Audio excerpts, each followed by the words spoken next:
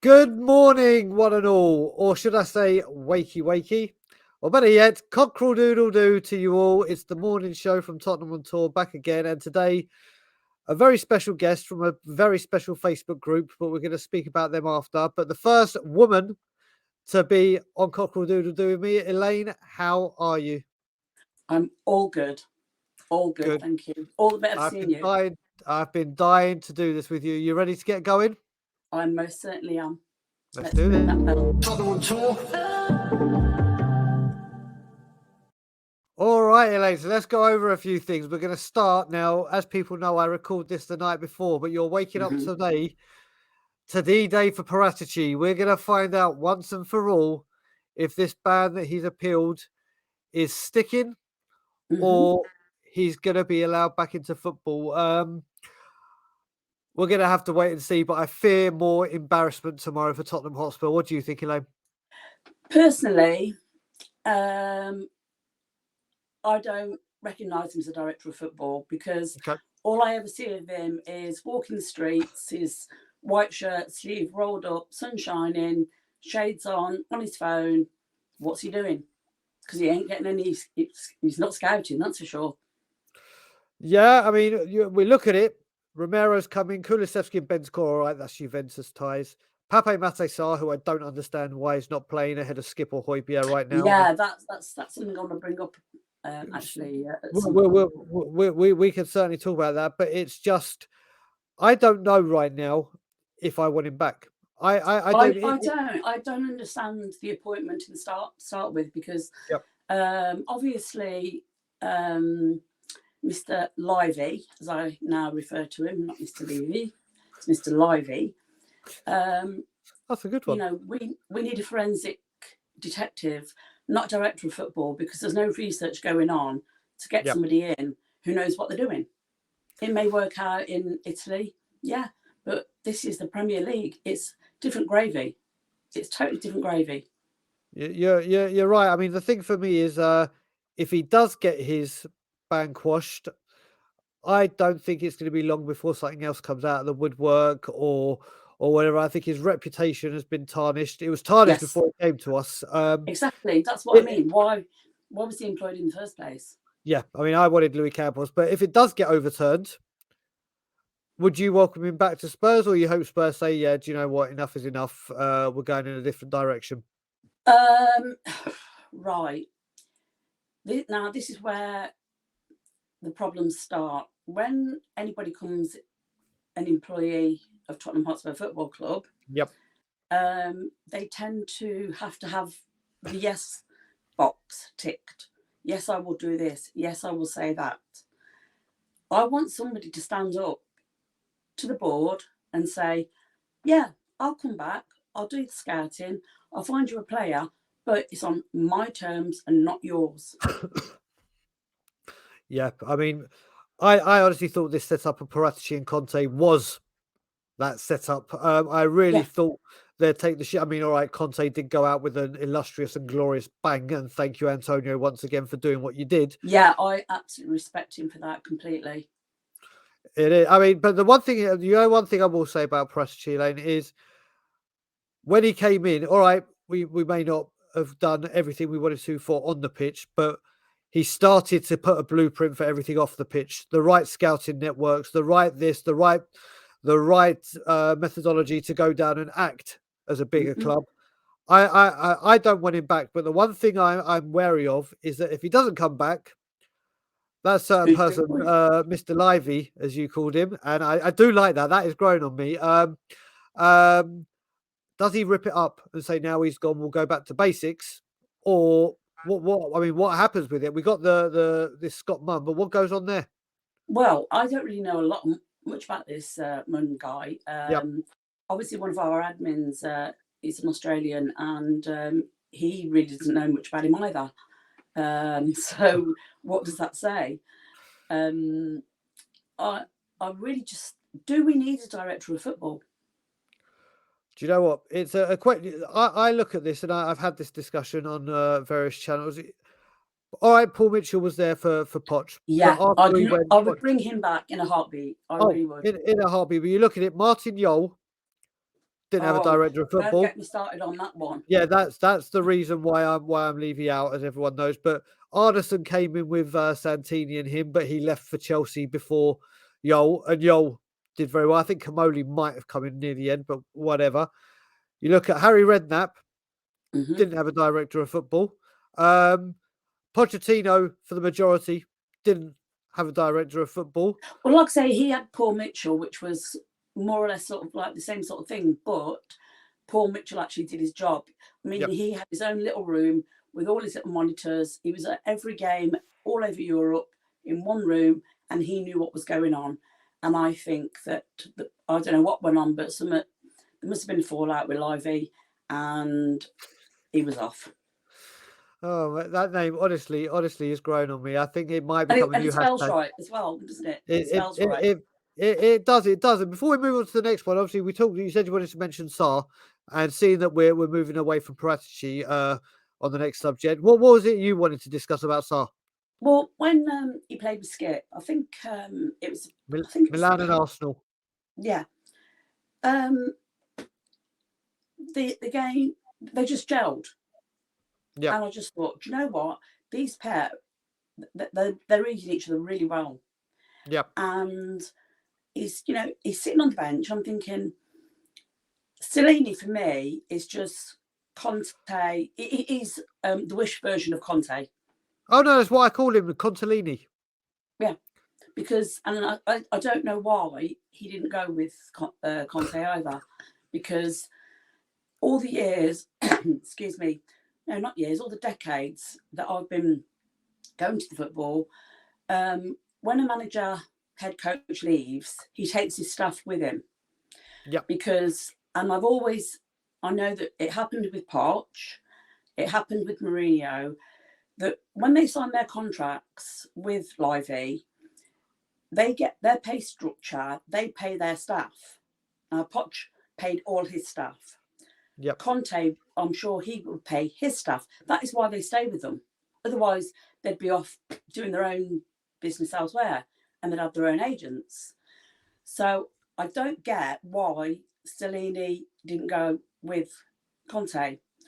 Only his brother went, and that was it. And the rest of the coaching staff stayed. And come end of season, they will be gone. Of course. But I want a manager in now. I don't want one during the transfer window, during the summer break. I want one appointed now. Well, we're going to talk about the managers in a couple of subjects' time, because it's just ridiculous, and there's more news and rumours and names today. But we're going to go on to something. I know this came up last week, but obviously through the Levy Out protest, ENIC Out, and all other groups doing what they're doing, there seems to be a lot of stuff coming out of the woodwork. A lot of stuff, a lot of quotes, a lot of, now, obviously, people would have probably seen, but it resurfaced today, what our last manager to win a trophy, Juande Ramos, had to say about Daniel Levy. And I've got it here, so I'm just going to read these quotes out. So it says, Juande Ramos on Levy. I didn't have a problem with selling Berbatov, so long as someone came in to replace him. I asked for Samuel Eto'o and David Villa, but were left with Darren Bent and Roman Pavlyuchenko. I should have resigned sooner when I saw what was happening. You have to ask the question, what are you trying to achieve? Are you trying to win money or titles? The sporting side is the priority at Manchester United, Manchester City, and Chelsea. Spurs look at the age, thinking of a future sell. Why aren't Spurs going to win the league? Because they are always small step below those 3 or 4. Economically, it works well, but in sporting terms, it needs a slight tune in what you are chasing. The titles or it works well, but in sporting terms, it needs slight tuning. What are you chasing? Titles or economic success? And finally, my relationship with the players was excellent in the main, but you know who it was bad with? David Bentley. His agent was close to Levy, and Bentley didn't play because we had Aaron Lennon. He started to dish the dirt. So, Elaine, when you hear these comments, especially the I wanted Villa or Eto, who we Yeah. know went on for absolutely How many incredible managers? careers, and also Glenn Hoddle mentioned those two as well. So that's 2 managers that wanted them and 2 managers that were denied them. What's your There's thoughts more on than all of that you two. said? I think every manager that we have had since Martin Yole has literally gave a piece of paper to Livy and say, "This is what I want," and he goes and gets the opposite. He's a narcissist. He's a Correct. narcissist, and I think he knows nothing about football. I'm actually beginning to wonder whether that is a cardboard cutout in his seat, because there is never no emotion. Yep. There's nothing whatsoever. I've also noticed as well that even the commentary are now making comments about him when he's on his phone, and basically said, "Oh, I bet he's checking his stocks and shares." Yeah, this is a thing. I mean, I know No it's in. interest. No.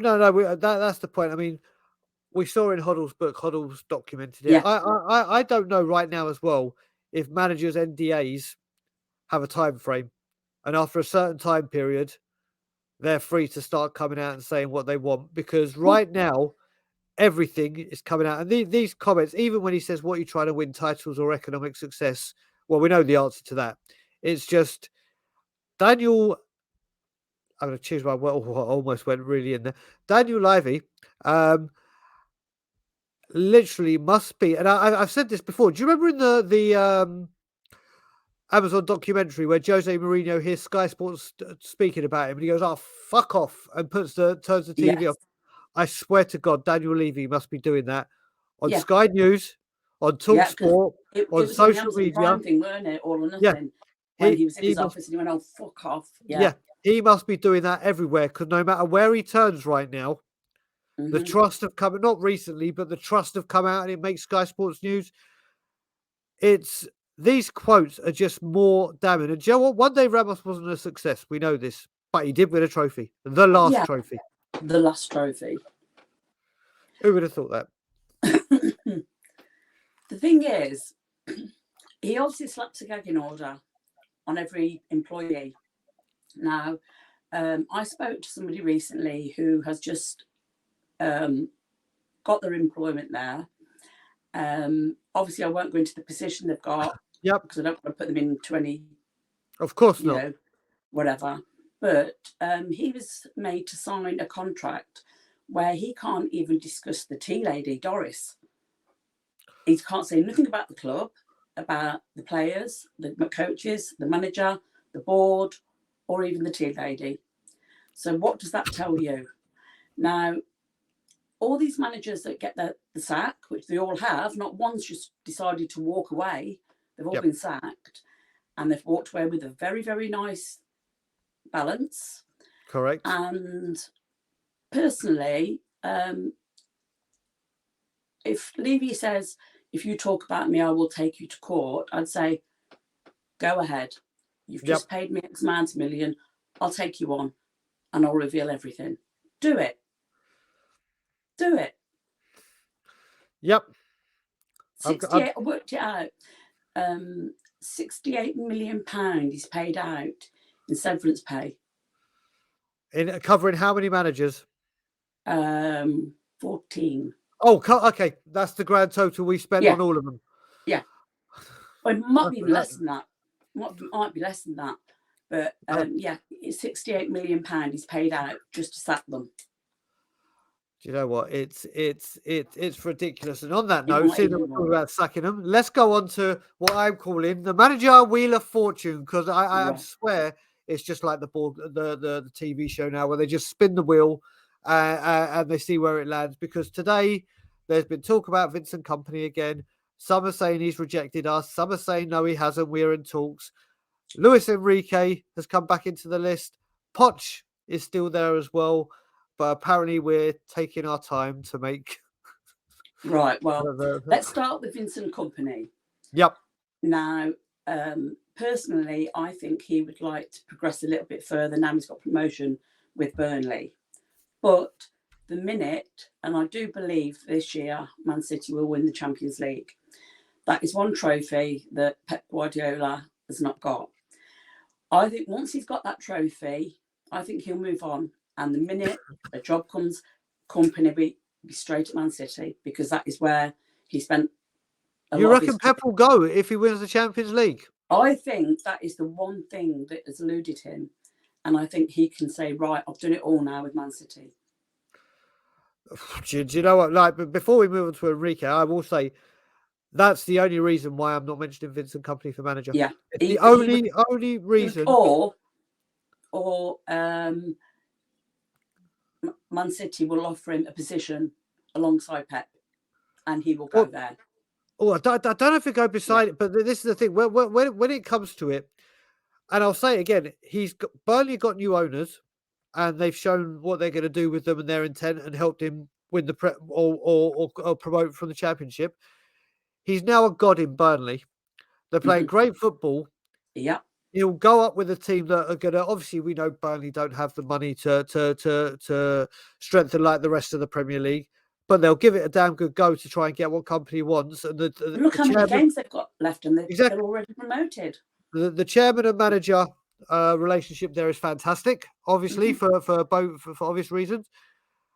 And you're not going to get it here. I said last week that I think Yaya Toure is a huge driving force behind this. I really do. But the only reason I think I thought he was one of the best players to play in the Premiership. I think he's an incredible human. I think he's going to go right to the top of managers. But the very second Man City come calling, and let's face it, you can't blame him. You can't blame him. I wouldn't blame him. And that's the only reason why I don't think he would be the right fit for Spurs. Because he wouldn't be there long enough. Moving on to Luis Enrique. What's your thoughts on Luis Enrique? I'd take him. He's got pedigree. Yep. He's more attacking than defensive, which I don't like defensive football. It's boring. It's boring. It really is. Oh, it's ridiculous. Defensive football is like talking a glass eye to sleep. It really is. I want my Tottenham back, and I want my attacking Tottenham back. Yep. And I think Enrique would provide that. I think the biggest issue is going to be qualification for Champions League, which personally I don't think we're in a position to win it for at least another 3-4 seasons, because we're an aging team. We're just not good enough, and all it does is bring in more money for Livy. So therefore, I think a manager that comes in will want Champions League. So that, I think, will stop Enrique signing. Same for Nagelsmann. I think, again, they're going to wait to see if we qualify for Champions League or not. And if we do, then they'll probably think, right, we'll take it on and we'll see what we can do. But if you put me right on the spot, Poch will take back in a heartbeat. As you know, my feelings for him. He's still my screensaver on all my devices. He's right behind me now. He always will be. Yep. And why not get the England women's manager in? Like we were being. I tell you what, honestly, Lainey, I was not last week, the week before. I went to watch England-Brazil, the women's game, and the first half, the football was absolutely phenomenal. They tied in the second half, but it was brilliant. But you know what? I'm not for Enrique, and there's reasons for this. First of all, big name manager. One big things was that Barcelona had elite players, got the players he wanted. Will he get that at Tottenham? No. I'm done with one of these big name managers, because I know where this goes. You bring in the big name manager and you don't get what the manager needs. It's like, well, you got this lot, work with it and make them better.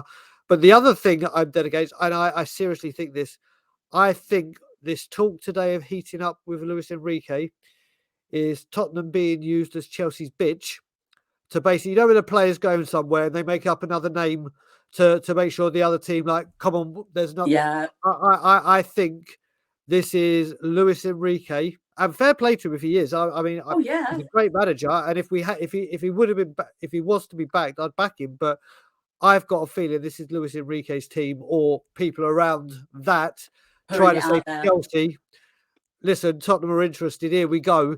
Yes, And then Todd and then Bowley Nagel, comes in and exactly gets a it. bit earlier on today. I was watching my brothers from We Are Tottenham TV, the mothership as I call them, and they were talking about Nagelsmann, and apparently Nagelsmann is most favoured by the Spurs hierarchy from sources that they were talking about at the time, but he prefers Chelsea. Now, what wouldn't you be surprised? I think Nagelsmann would be a good fit for us. He's a young manager, and he believes in the youth. Yep. There's a lot of talk about him saying, "Oh, he's working out whether he wants to go to Chelsea or not." I think he maybe just wants some time out because his sacking was literally, came out of nowhere. It just came out of nowhere. What was he, second in the league? Yeah. Hello? What did he do to get a sacking? Exactly. Exactly. It's and you know what? You look at it, they'd won every single game of the Champions League, Mm-hmm. and they were second in the league. They got rid of him. Then they brought Yep. in Tuchel, they brought in old Skeletor, and they got battered by Man City in the Champions League. I mean, but such are the demands at Bayern Munich, obviously. Yeah. It's I do you know what? I just if we can't attract people like Vincent Company, I don't see how we're going to get a Nagelsmann. I just don't. And I've called Nagelsmann the crown jewel. If you had a top three, I think everyone's Yeah. got a top three, Yeah. whether it Yeah. be like me, Thomas Frank, and I'm thinking less of. No, what? Don't I mean that rate disrespectfully. Thomas Frank. I think No, he's a great manager. I think he's phenomenal. Yeah. I think is with the media, What the he's way he's done. with the fans, what he's doing with people are saying he's a long ball merchant, but he's not just that. He had Ericsson there playing great football. They went Yeah. 16 games unbeaten. I think that's a far stretch from what we've done this season. But we've got two more things to talk about.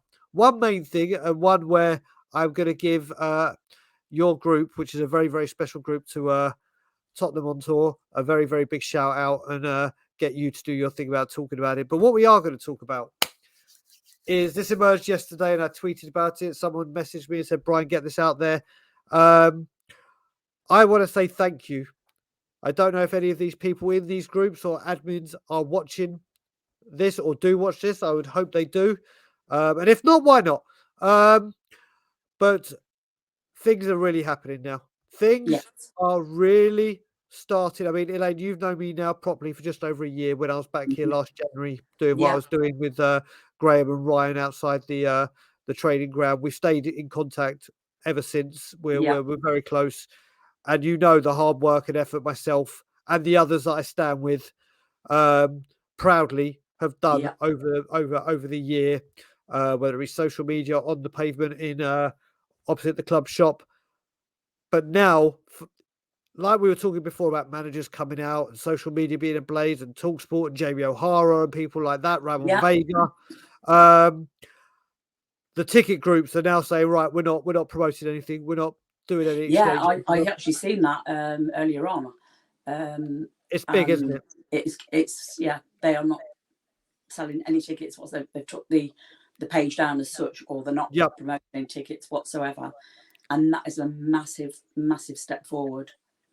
So the thing I've got with this, Elaine, it's all brilliant and big ups to them, but there seems to be a slight disconnect, whether it's the Man U game or Crystal Palace game or both, because there's other groups talking about the United game or Palace, either or, both, whichever.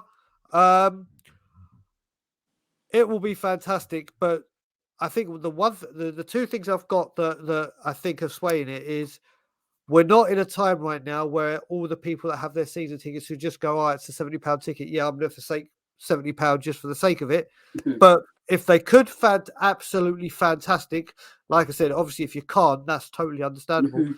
And the other thing I'm trying to work out, if people are selling it, which fair play, is it not going to be better to go in and make as much noise? We need the people that are Levy out in there. Yes.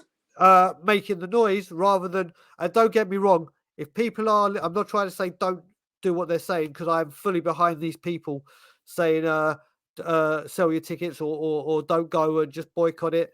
I just think, especially that Manchester United game, if we lose to Newcastle, which I fully expect us to do, especially after they lost to Villa, they will bounce back and say, "Sorry, gotcha. fans, this Eddie is a." Howe's got that team Oh, running. That was a hiccup for them.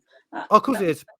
That was Of just a course it is. hiccup. And then the thing is, like, if we go into that Manchester United game after, if it's a defeat to Newcastle, and Manchester United beat us, they're 9 points clear with 2 Yeah. games in hand. And I think this will be the game where I don't, like you've heard, which the Mauricio Pochettino chants have been louder than the Levy out, which I don't get. But I think if this doesn't go well at Manchester United for Spurs or for Levy, that stadium is going to be in absolute raptures with Levy out. Yeah. I mean, I like that idea that I posted up earlier on, that I did ask that guy from another group on the 22nd minute, because the game's being televised, to everybody turn their backs, no matter what's happening, even if it's looking like a goal's going to be scored, turn your back on and just look at the screens. That's it. You can look. That's the thing, though, Elaine. You can just look at. It's not like the old days where if you turn your back, you can't see what's going on. Yeah, you can see it wherever you stand. You will see a screen. So on the 22nd minute, for 22 years, fuck all from him. Let's turn our backs and chant Levy out at the same time. Because that's not going to be a message. I will be doing that. I am coming into the game for Man U. I think it's brilliant. I honestly, turning your back and doing that in 22, could be huge. Could be absolutely massive. And don't forget, as I said, remember, we get told those screens are like the size of 4 double-decker buses, so you're not going to miss anything. No, you don't. That's the thing. So I am fully on board that. But like I said, fair play to these ticket groups and all the support that Levy out, Enoch out is getting, because for once we actually feel that this is getting somewhere and we're reaching places where we hadn't done, and people are turning, and a lot of that. And we're going to talk about something very special now. Like I said, this channel has a very, very, very close and exclusive relationship with your Facebook group, ODFS.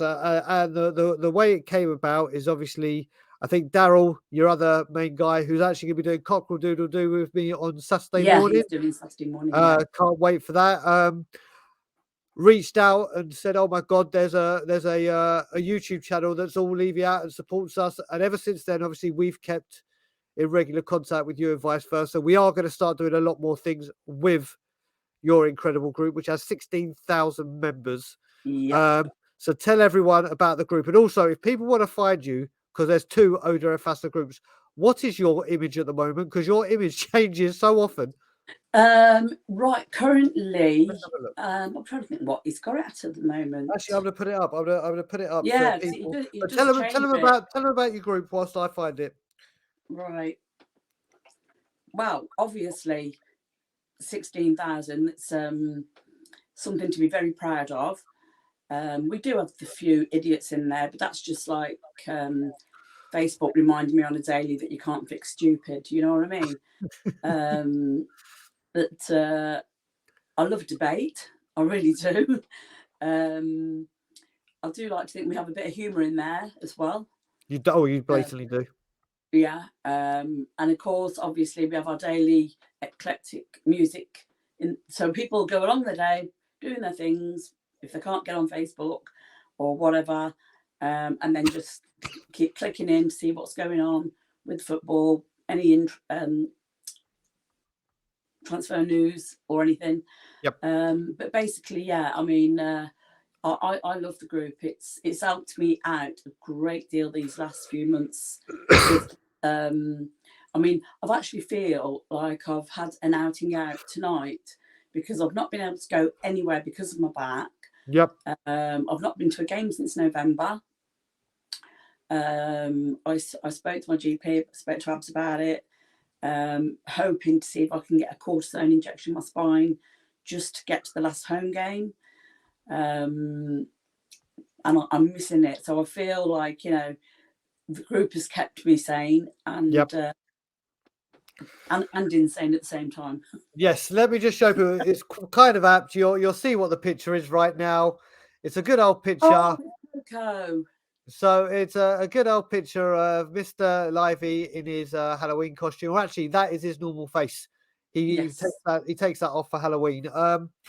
So yeah, all I can say, they're a wonderful group, very welcoming, wonderful people. You're going to be seeing a lot more from the people on this incredible Facebook page. So get over and give them your support. Elaine, I'm going to wrap up. Stay behind when I do the credits and everything. Elaine, it has been an absolute pleasure. It's my pleasure too. And we'll be doing it again soon. And when guys, go on. When this goes out in the morning, I'm not drinking wine at 11 o'clock in the convenience. I understand why you just said that. But guys, listen, hope you enjoyed the show. Leave your comments at the end. Let me get it ready because I always do this and I don't have it ready. Like, comment, subscribe, and as always leave me out. Or is it live?